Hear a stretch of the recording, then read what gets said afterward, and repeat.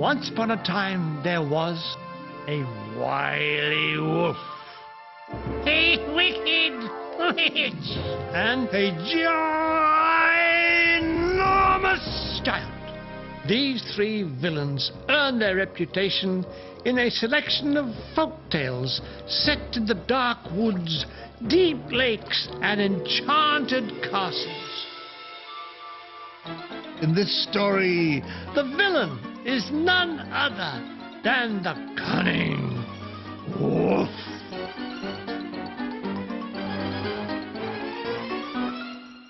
Will the little pig be safe in the house of bricks, or will the wolf blow it down?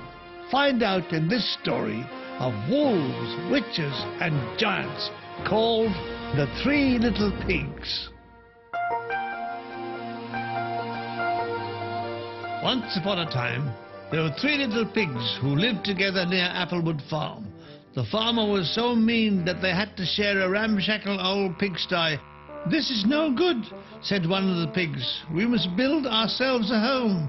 Luckily, they lived in a property-owning democracy. So off they went, and soon the first little pig stopped a man carrying a bundle of straw. "Could you spare me some straw so I can build myself a house?" inquired the first little pig politely. The man agreed, and within no time the little pig had built himself a house of straw. Meanwhile, the second little pig had stopped a man carrying some sticks.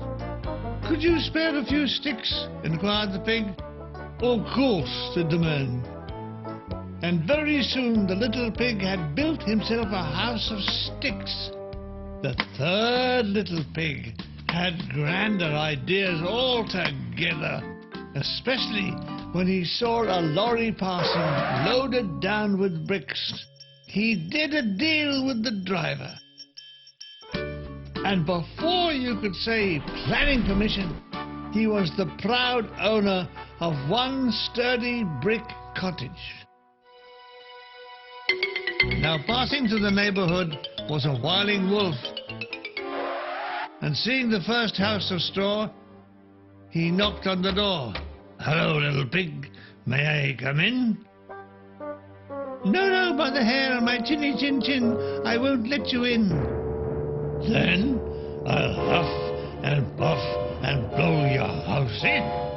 And the wolf huffed and he puffed and he blew the house in and gobbled up the little pig. Further down the road, the wolf saw the second house made of sticks. "Hello, little pig, let me come in." "No, no, by the hair on my chinny chin chin, I won't let you in." "Then I will huff and puff and I'll blow your house in." And he huffed and he puffed, and the house of sticks blew to the ground, whereupon the greedy wolf gobbled up the second little pig with mushrooms and tomatoes. Seeing the third little pig's home, the wolf could hardly contain himself. Breakfast, lunch, and now supper. Little pig, let me in." "No, no, by the hair on my chinny chin chin, I won't let you in." "Then there's nothing for it. I'll have to huff and puff, and I'll blow your house in." And he huffed and he puffed and he huffed, but the little pig's house of bricks would not fall down. "This is gonna take some thought," said the wolf. "Little pig, I know where we can find a nice field of turnips. Be ready at 6 o'clock tomorrow morning, and I'll take you there." "Very well," said the little pig. 6 o'clock it is." "Oh, yes." But at 5 o'clock the next morning, the little pig was already on his way to the farmer's field.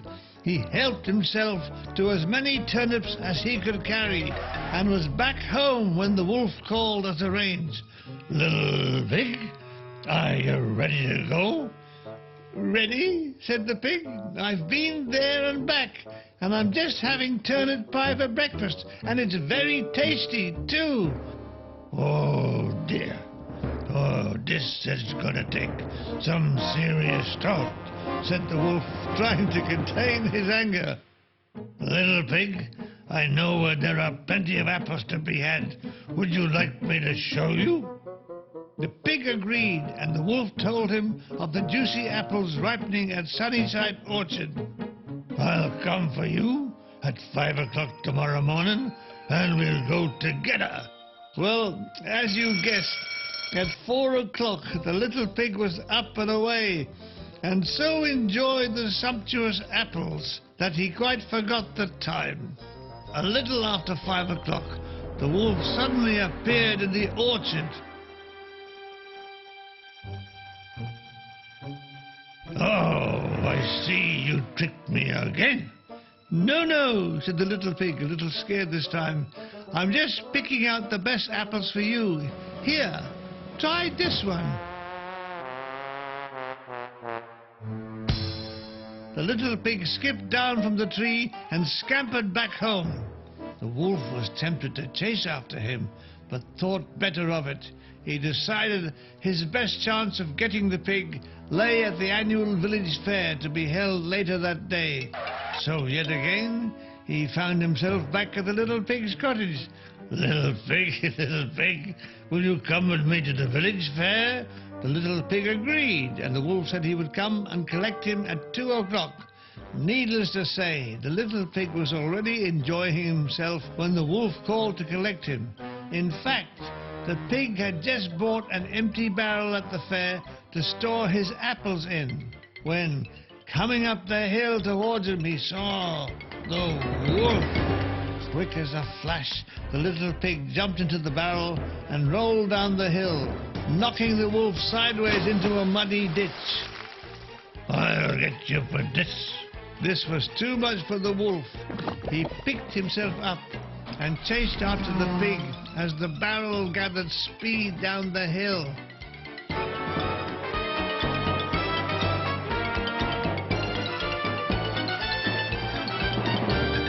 Just as it seemed the wolf was gaining on the little pig, the barrel smashed into the gate outside the brick cottage, catapulting the little pig through the front door and to safety. Oh, so he thought, because the greedy wolf was already clambering up onto the roof, trying to get down the chimney. Meanwhile, in a huge pot over the fire, the little pig had been boiling up an apple and turnip stew. The wolf squeezed himself into the tight opening of the chimney and started to wriggle down. Soon, his bottom got very hot indeed. Whoa! His tail started singeing. Oh! Suddenly, the little pig removed the lid from the great steaming stew pot. The wolf lost his grip and with a splash landed in the boiling pot. Yow! He screamed as he shot back up the chimney and like a space rocket flew out way, way over the hills. The little pig was never troubled by the wolf again. And the moral of the story is always go to a builder's merchants when you want to build a house.